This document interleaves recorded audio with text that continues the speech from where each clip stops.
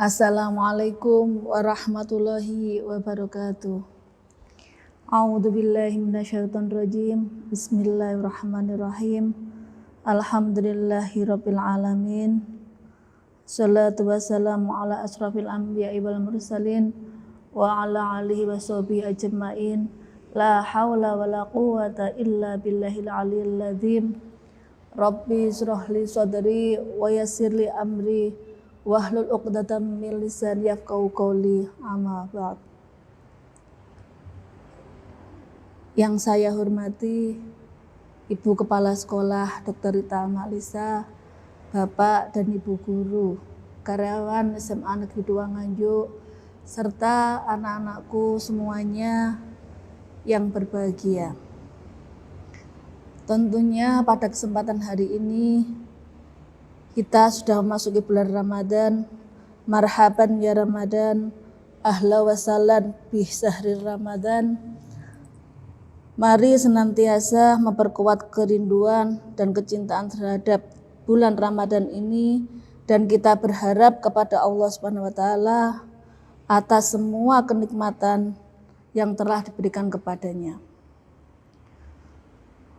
Anak-anakku yang berbahagia, pertama-tama marilah kita panjatkan puja dan puji syukur kehadirat Ilahi Robbi, yang mana pada kesempatan hari ini kita masih menjumpai, masih melaksanakan ibadah puasa Ramadan.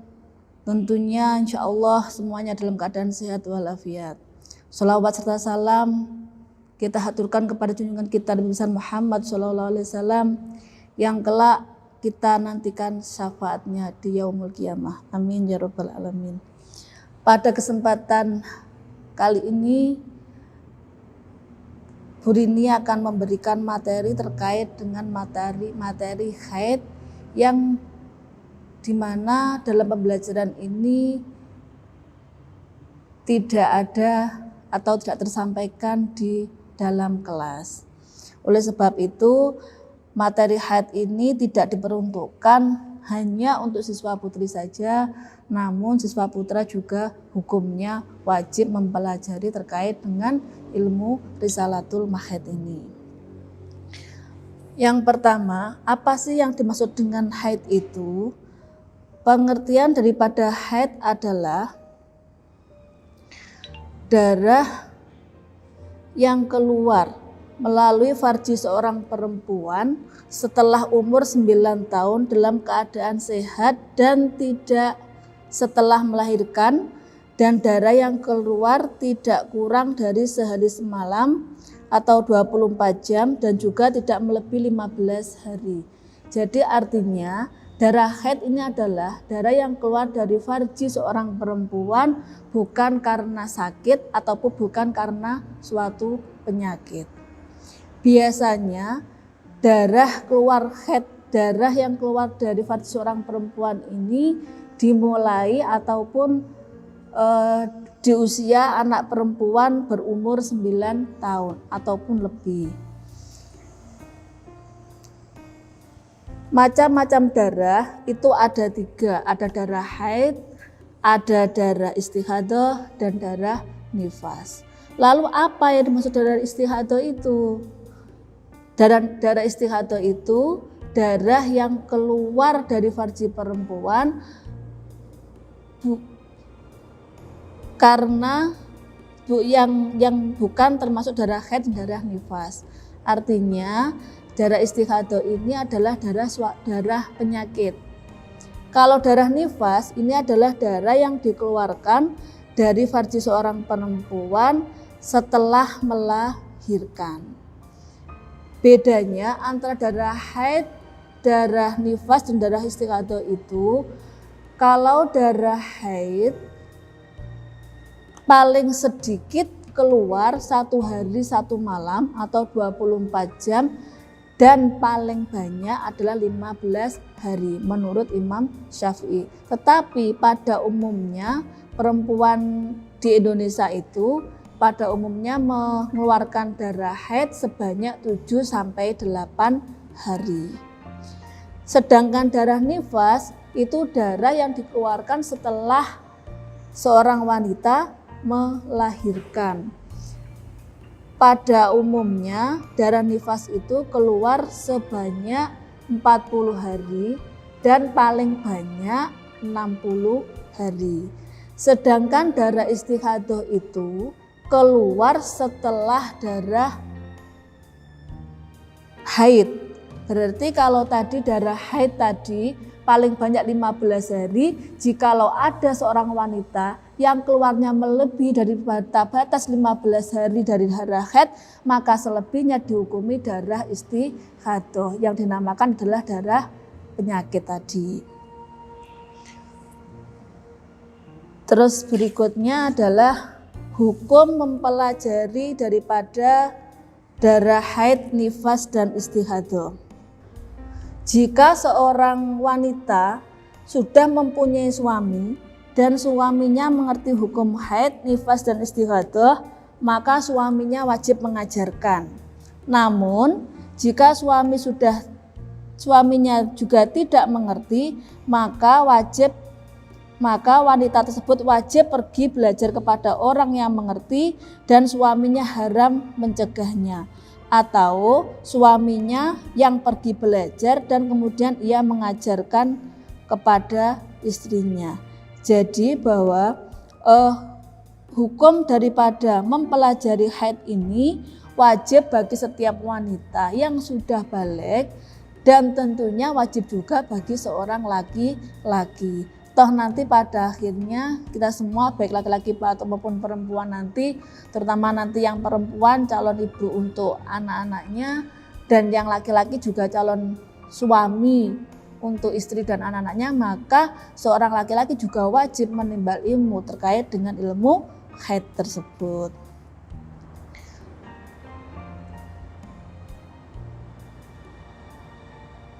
Selanjutnya terkait dengan dalil Al-Quran yang menjelaskan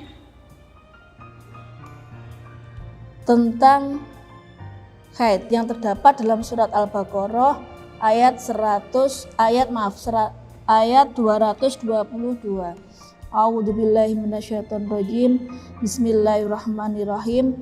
Wa yas'alunaka 'anil mahid qul huwa adan fa'tazilun nisaa fil mahid wa la taqrabuhunna hatta yadhun fa idza tatahharna fa'tuhunna min haitsu amarakumullah innallaha yuhibbut tawwabina wa yuhibbul mutatahhirin. Yang artinya bahwa mereka bertanya kepada tentang haid. Katakanlah haid itu adalah suatu kotoran. Oleh sebab itu hendaknya kamu menjauhkan diri dari wanita di waktu haid dan janganlah kamu mendekati mereka sebelum mereka bersuci. Apabila mereka telah bersuci, maka campurilah mereka itu di tempat yang diperintahkan oleh Allah kepadamu. Sesungguhnya Allah itu menyukai orang-orang yang bertaubat dan menyukai orang-orang yang mensucikan diri. Di mana bahwa salah satu yang diharamkan ketika seorang wanita itu haid, nifas adalah selain bersetubuh yang terdapat dalam Al-Quran surat Al-Baqarah ayat 222 juga sholat. Selain sholat juga yang diharamkan sujud syukur, sujud tilawah dalam surat As-Sajdah ayat 14, tawaf, puasa, tapi puasa wajib mengqadha untuk puasa Ramadan.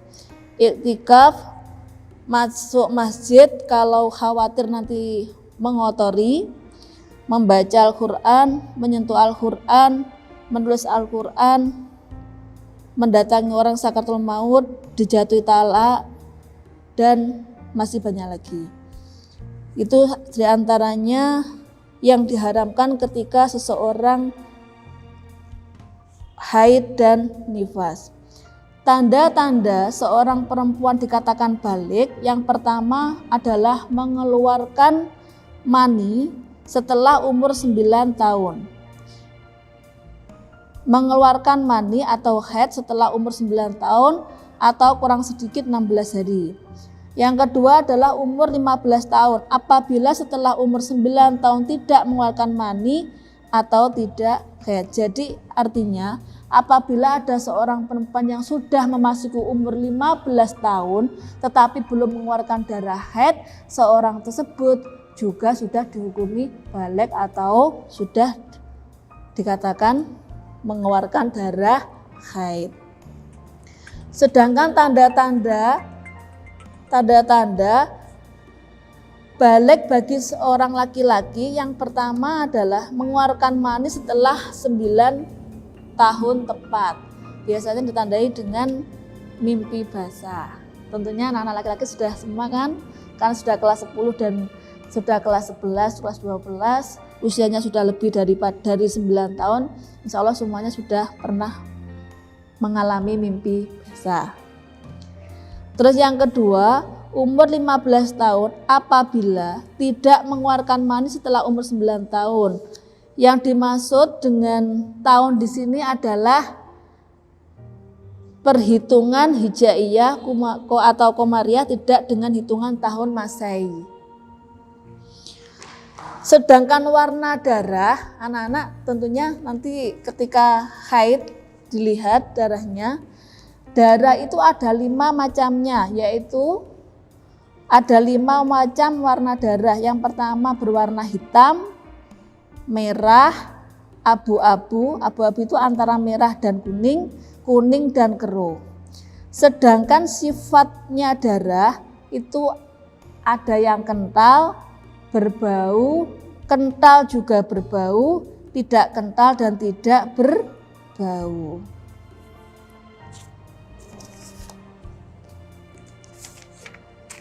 Orang yang haid atau nifas diperbolehkan membaca Al-Quran untuk menjaga hafalannya agar tidak lupa, tetapi dengan niat untuk berzikir, berdoa, atau membaca dalam hati, berbisik dengan lisan tanpa didengarkan oleh dirinya, tanpa didengar oleh dirinya sendiri atau mencari barokah.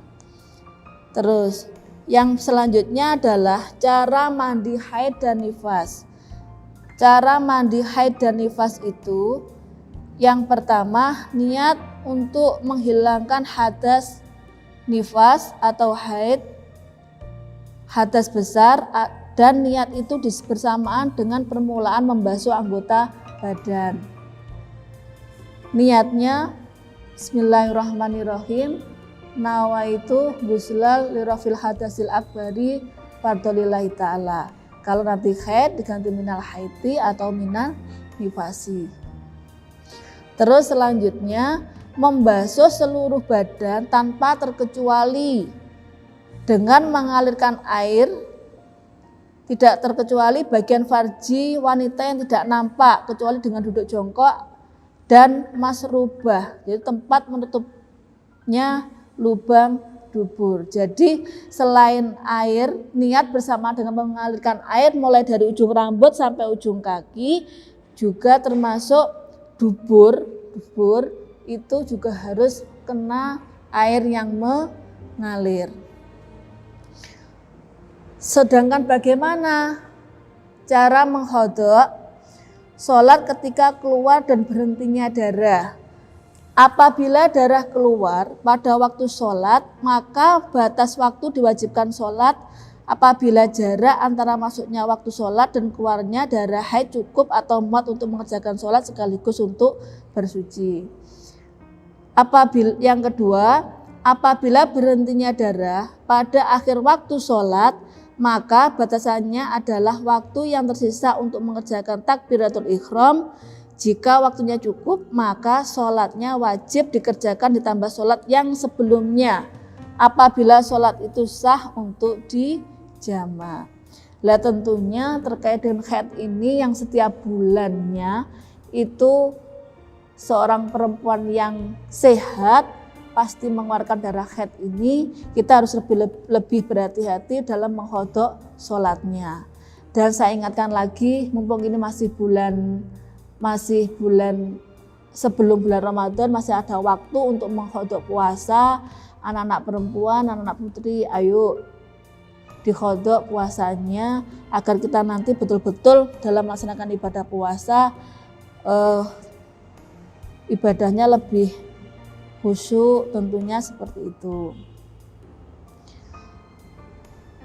Terkait wajibnya untuk mempelajari haid ini, harus betul-betul kita mampu memahami terkait haid ini. Tentunya terkait dengan cara mandi haid dan nifas tadi, insya Allah Bu Rini juga sering menyampaikan di kelas, sedikit banyak sudah saya berikan. Apabila nanti ada yang ingin ditanyakan dari Bu Rini di lain hari, di waktu silahkan untuk menghubungi, dari kita siap untuk sharing bersama terkait dengan materi ini. Mudah-mudahan dengan materi yang singkat ini kita dapat bisa mengambil hikmah ilmu manfaatnya. Tentunya di bulan Ramadan ini kita lebih banyak bersyukur dengan kondisi yang berbeda seperti ini. Dengan adanya wabah COVID, anak-anak lebih semangat lagi untuk belajar, untuk beribadah di rumah, stay at home. Ingat bahwa di hadis juga disampaikan bahwa an-nadhafatul minal iman. Kita sebagai orang muslim diwajibkan untuk selalu menjaga kebersihan, karena kebersihan itu adalah sebagian daripada iman. Mungkin sedikit itu yang bisa saya sampaikan. Kurang lebih saya mohon maaf. Saya akhiri. Assalamualaikum warahmatullahi wabarakatuh.